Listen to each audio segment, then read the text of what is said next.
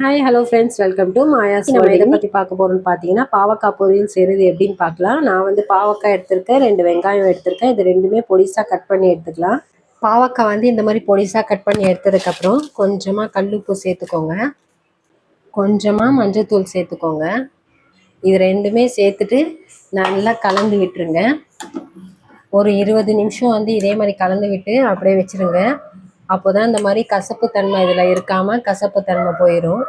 கடாய் நல்லா சூடானதுமே தேவையான அளவு ஆயில் ஊற்றிக்கோங்க, கடுகு சேர்த்துக்கோங்க,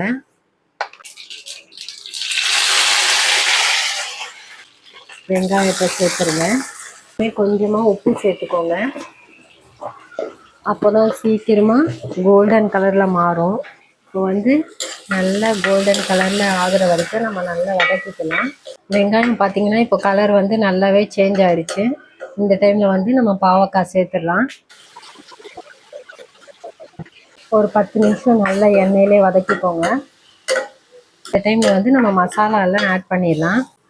ஸோ கொஞ்சமாக மிளகாத்தூள் சேர்த்துக்கோங்க. நான் வந்து சாம்பார் பவுடரும் கொஞ்சம் சேர்க்குறேன், நல்லா டேஸ்ட்டு கொடுக்கும். சாம்பார் பவுடரும் சேர்த்தாச்சு. இந்த டைமில் வந்து நல்லா மிக்ஸ் பண்ணிக்கலாம். இது பார்த்தீங்கன்னா இன்னும் ஒரு 10 நிமிஷம் விட்டு பார்த்தீங்கன்னா நல்லா சுக்கா மாதிரி ஆயிடும். ஸோ பொரியல் மாதிரியும் இருக்கும், சுக்கா மாதிரியும் இருக்கும், நல்ல டேஸ்ட்டாக இருக்கும்.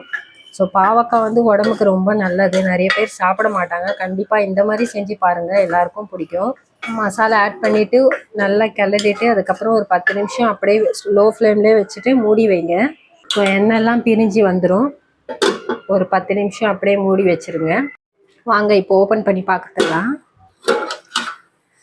பாருங்கள், நல்லாவே வெந்துருச்சு, காயும் நல்லா வெந்துருச்சு, நல்லா ட்ரையாக இருக்குது பாருங்கள். பொரியல் வந்து சூப்பராக ரெடி ஆயிடுச்சு.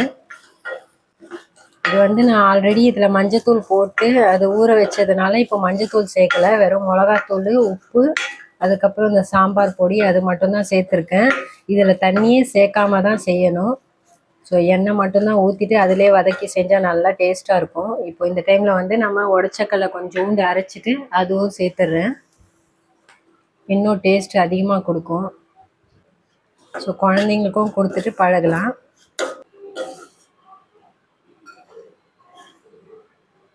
அவ்வளோதாங்க, இன்றைக்கி வந்து ரொம்ப சிம்பிளாகவே நம்ம வந்து பாவக்காய் பொரியல் செஞ்சு முடிச்சிட்டோம். ஸோ நம்ம வந்து அடுத்த வீடியோவில் பார்க்கலாம். பாய்.